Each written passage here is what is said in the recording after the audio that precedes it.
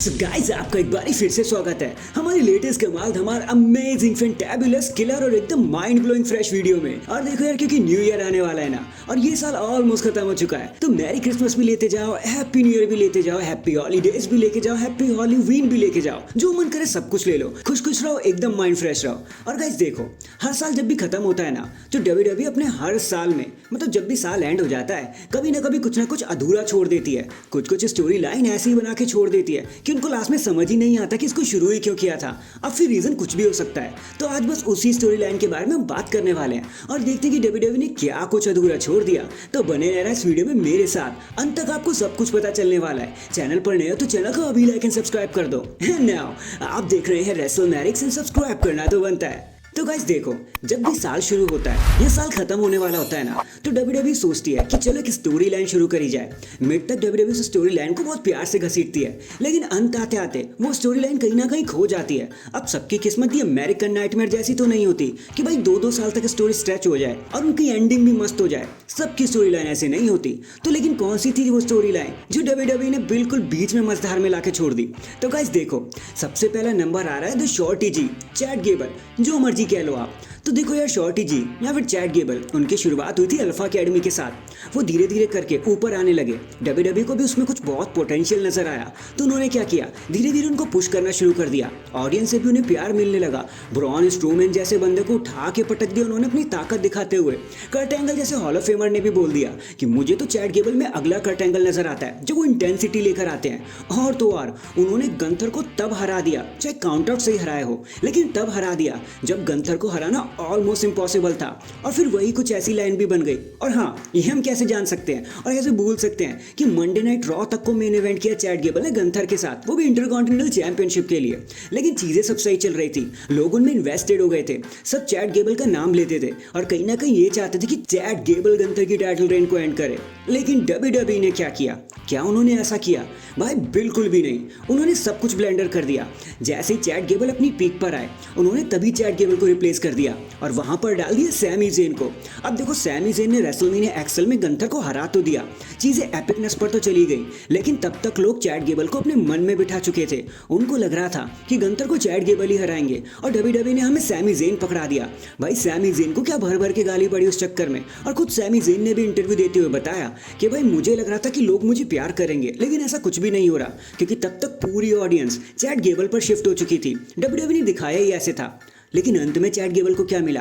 भाई घंटा कुछ नहीं। डब्ल्यूडब्ल्यूई ने उन्हें मिडिल फिंगर दिखाई और भगा दिया वहां से। ना तो उन्हें इंटरकॉन्टिनेंटल चैंपियनशिप दी, ना उनका फेस कैरेक्टर रहने दिया, बल्कि वो तो अपनी अल्फा अकेडमी पर ही चिल्लाने लगे, सैमी ज़ेन को मार पीटने लगे। एक पल के लिए तो ऐसा भी हुआ कि जब चैट गेबल ने सैमी ज़ेन को मारा ना, तो लोग खुश हो रहे थे कि भाई मारो, ही डिजर्व इट। भाई चैट गेबल ने बहुत कोशिश करी, यहाँ तक कि फैंस भी अब चाहते थे कि वो आगे बढ़े, लेकिन डब्ल्यूडब्ल्यूई ने ना चाहते हुए भी उनकी स्टोरी लाइन को स्क्रैप कर दिया। अंत में आते आते चैट गेबल को ना तो टाइटल मिला, ना तो इज्जत मिली, और अब तो बस चैट गेबल अपनी अमेरिकन मेड के साथ घूमते हैं, जहां पर उनको रिस्पेक्ट भी उतनी कुछ खास नहीं मिल रही। लोग चैट गेबल को भुला चुके हैं। डब्ल्यूडब्ल्यूई इसको चाहती तो बहुत अच्छा बुक कर सकती थी, लेकिन उन्होंने स्टोरी लाइन को ड्रॉप कर दिया सैमी ज़ेन के चलते। और अब बात करें दूसरी स्टोरी लाइन के बारे में ना, तो कहानी एकदम सिंपल है। यहाँ भी चैट गेबल का बहुत बड़ा रोल होने वाला है, क्योंकि हम जानते हैं कि जब चैट गेबल इंटरकॉन्टिनेंटल चैंपियनशिप को नहीं जीत पाए थे, सैमी ज़ेन से भी नहीं जीत पाए थे, तो हमने देखा था कैसे चैट गेबल ओटिस पर चिल्लाने लगे, अपनी अल्फा अकेडमी पर चिल्लाने लगे, ऐसे दिखाने लगे कि जैसे उन्हीं की वजह से हार गए हैं वो। फिर क्या हुआ? चीजें एकदम सिंपल हो गई। चैट गेबल और ओटिस के बीच में लड़ाई झगड़ा होने लग गया, क्योंकि जितनी बार भी चैट गेबल ओटिस को धक्का मारते थे ना, उतनी बार ही चीजें और हाइप पे जाती थी। लोग पागल हो गए थे और कहीं ना कहीं सब चाहते थे कि चैट गेबल की तानाशाही एंड हो जाए, ओटिस उस तानाशाही को एंड करे। ये अगली स्टोरी लाइन थी अल्फा अकेडमी की तरफ से। अब सब लोग ओटिस की तरफ जाने लगे थे। लोगों को लगता था ओटिस अब ऊपर आएंगे, ओटिस चैट गेबल को मारेंगे और एक अलग स्टोरी हमें देखने को मिलेगी। लेकिन डब्ल्यूडब्ल्यूई ने यहाँ भी बाजी मार दी। भाई कुछ नहीं दिया उन्हें भी। जब तक ओटिस उस लेवल पर आते, डब्ल्यूडब्ल्यूई ने अचानक से चैट गेबल को वहां से निकाल दिया। भाई जब लोग पूरा इन्वेस्टेड हो गए थे ना, तभी ओटिस को गुस्सा करवा दिया डब्ल्यूडब्ल्यूई ने। यहाँ तक कि आप ये भी सोचो, समर स्लैम में लोग ये एक्सपेक्ट कर रहे थे कि हमें चैट गेबल और ओटिस के बीच में एक मैच देखने को मिलेगा। लोग इतने ज्यादा इन्वेस्टेड हो गए थे ओटिस के पीछे, लेकिन डब्ल्यूडब्ल्यूई ने यहाँ भी सब स्क्रैप कर दिया। इस स्टोरी लाइन पे भी लात मार दी, वो भी उस समय पर जब स्टोरी अपनी पीक पर जा सकती थी, जब चैट गेबल और ओटिस पीक पर जा सकते थे। लेकिन डब्ल्यूडब्ल्यूई ने ऐसा होने नहीं दिया और ये अकेली एक और स्टोरी लाइन बनी, दूसरी स्टोरी लाइन जो डब्ल्यूडब्ल्यूई ने 2024 में शुरू तो करी, लेकिन उसका अंत नहीं कर पाए। और अगली स्टोरी लाइन जो आ रही है ना, वो आ रही है सैमी ज़ेन की तरफ से। देखो यार, चीज़ें एकदम सिंपल कर देता हूँ।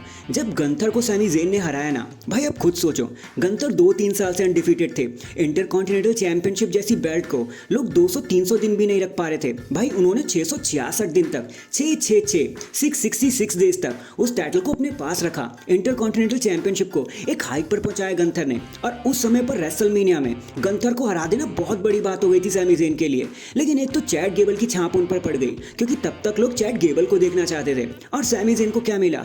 कुछ भी नहीं। आगे चलते हुए उन्होंने चैट गेबल को तो हराया, लेकिन उसके बाद वो खुद आकर समर स्लैम में किससे हारे? ब्रॉन ब्रीकर से। भाई एटलीस्ट जिस बंदे ने इतनी बड़ी टाइटल रेन को हराया हो, कम से कम उसे 200-300 दिन तो टाइटल अपने पास रखने दो। लेकिन डब्ल्यूडब्ल्यू ने इमीडिएटली उस टाइटल रेन को भी कोलैप्स कर दिया, एकदम उस स्टोरी लाइन को छोड़ दिया। वो भी किस लिए? क्योंकि वो सैमी ज़ेन को ब्लड लाइन में डालना चाहते थे। चलो मान लेते हैं, ब्लड लाइन में उनका काम बहुत तगड़ा था, हमने एकदम मान लिया। लेकिन उससे सैमी ज़ेन का क्या हुआ?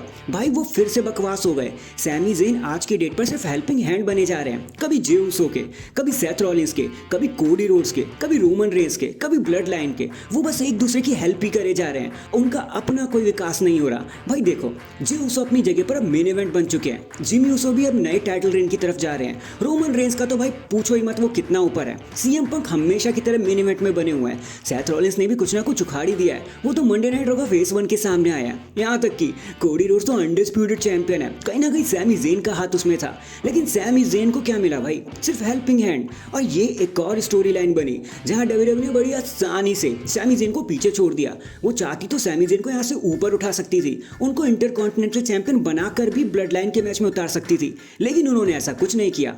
तो इसी के चलते डब्ल्यूडब्ल्यू ने पूरे साल बहुत सारी स्टोरीज अच्छी बनाई और बहुत सारी बुरी भी बनाई। देखो मैं डब्ल्यूडब्ल्यू को कुछ नहीं कह रहा, लेकिन कुछ चीज़ें तो भाई उनसे भी मिस हो जाती हैं। भाई कोई परफेक्ट नहीं है। तो ओटिस, चैट गेबल, यहाँ तक कि सैमी ज़ेन, ये तीन बहुत अच्छा कर सकते थे, लेकिन अंत में आते आते डब्ल्यूडब्ल्यू ने पूरा ब्लंडर कर दिया, और अब तो इनकी तरफ वो देख भी नहीं रही है। So that is it guys, अभी के लिए तो बस इतना ही।